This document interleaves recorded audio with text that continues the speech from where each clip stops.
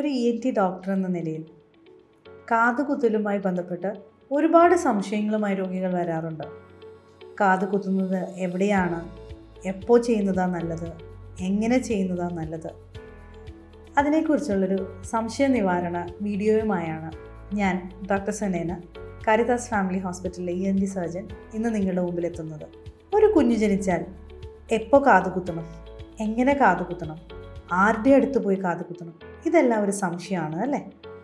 എപ്പോൾ കാതുകുത്തണം എന്ന ചോദ്യത്തിന് പ്രത്യേകിച്ച് ഉത്തരങ്ങളൊന്നുമില്ല. കസ്റ്റം പറയുന്നതനുസരിച്ച് 28 കെട്ടിന് കാതുകുത്തുന്നവരുണ്ട്, 1 വയസ്സാവട്ടെ എന്ന് വിചാരിക്കുന്നവരുണ്ട്, അവൾക്ക് ആവശ്യമുണ്ടെങ്കിൽ കാതുകുത്തിയാൽ മതിയല്ലോ എന്ന് വിചാരിക്കുന്നവരുമുണ്ട്. ഞങ്ങൾ ഡോക്ടേഴ്സിനോട് അഭിപ്രായം ചോദിക്കുകയാണെങ്കിൽ അവർക്ക് കുത്തുന്ന കാത് അല്ലെങ്കിൽ കമ്മൽ തൻ്റേതായ രീതിയിൽ സംരക്ഷിക്കാൻ ഉള്ള ഒരു കഴിവ് വരുന്ന സമയത്ത് കുത്തുന്നതായിരിക്കും നല്ലത്. തീരെ കുഞ്ഞുങ്ങളായിരിക്കുമ്പോൾ വേദന അറിയില്ലല്ലോ എന്നതാണ് പലരുടെയും ന്യായീകരണം. അതിൽ വലിയ അർത്ഥമൊന്നുമില്ല. ഇനി എവിടെ കുത്തണമെന്നതാണ്. പണ്ടത്തെ പോലെ തട്ടാന്മാരുടെ അടുത്ത് കുത്താം, ജ്വല്ലറികളിൽ കുത്താം, ബ്യൂട്ടി പാർലറുകളിൽ കുത്താം, ഈവൻ ഡോക്ടേഴ്സിൻ്റെ അടുത്ത് കുത്താം. ഓരോ സ്ഥലത്തും ഓരോ ബുദ്ധിമുട്ടുകളും പ്രശ്നങ്ങളും ഉണ്ടെന്നാണ് നമുക്ക് മനസ്സിലാക്കേണ്ടത്.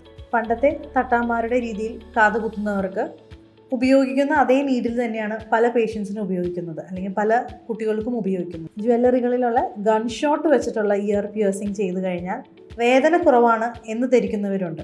വേദന കുറവിനേക്കാളും ഗൺ ഷോട്ട് ഇഞ്ചുറി വെക്കുമ്പോൾ സെയിം ഗണ്ണാണ് പല ആളുകൾക്ക് ഉപയോഗിക്കാം. പ്രൂവൺ അല്ലെങ്കിലും അത് കാരണമുള്ള ബ്ലഡ് റിലേറ്റഡ് ഇൻഫെക്ഷൻസ് സ്പ്രെഡ് ആവാൻ സാധിക്കുകയുണ്ട്. ഉപയോഗിക്കുന്ന സ്റ്റഡ് സെയിം ആണെങ്കിലും അത് ഗോൾഡ് പ്ലേറ്റഡ് എന്ന് മാത്രമേ ഉള്ളൂ. നമുക്കറിയാം, ഗോൾഡ് മാത്രമാണ് ഇനേർട്ടായിട്ടുള്ള ഒരു മെറ്റലായി നമുക്ക് ഉപയോഗിക്കാൻ പറ്റുന്നത്. അല്ലെങ്കിൽ ഗോൾഡ് പ്ലേറ്റഡ് ഇതിലുള്ള ചില മെറ്റൽസ് കുഞ്ഞുങ്ങളിൽ റിയാക്ഷൻ ഉണ്ടാക്കാനും അതിൻ്റെ ഭാഗമായി ഇൻഫെക്ഷൻസും ആ ഒരു സൈറ്റിൽ പ്രശ്നങ്ങളും ഉണ്ടാക്കാൻ സാധ്യതയുണ്ട്.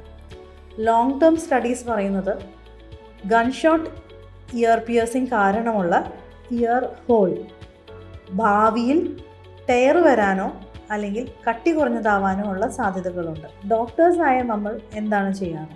IV കാനുല ഉപയോഗിച്ച് സ്റ്റെറൈലായി ഒരു പേഷ്യൻറ്റിന് മാത്രം ഉപയോഗിക്കുന്ന നീഡ് ഉപയോഗിച്ചാണ് നമ്മൾ കാതുകുത്തുന്നത്. ആ സമയത്ത് കുട്ടി കൊണ്ടുവരുന്ന കമ്മലാണ് നമ്മൾ ഇട്ട് കൊടുക്കുന്നത്, അതും സ്വർണത്തിൻ്റെ കമ്മൽ. അതുകൊണ്ട് തന്നെ റിപ്പീറ്റഡ് ഇൻഫെക്ഷൻസ് വരാനുള്ളതോ റിയാക്ഷൻ വരാനുള്ള സാധ്യതകൾ കുറവാണ്.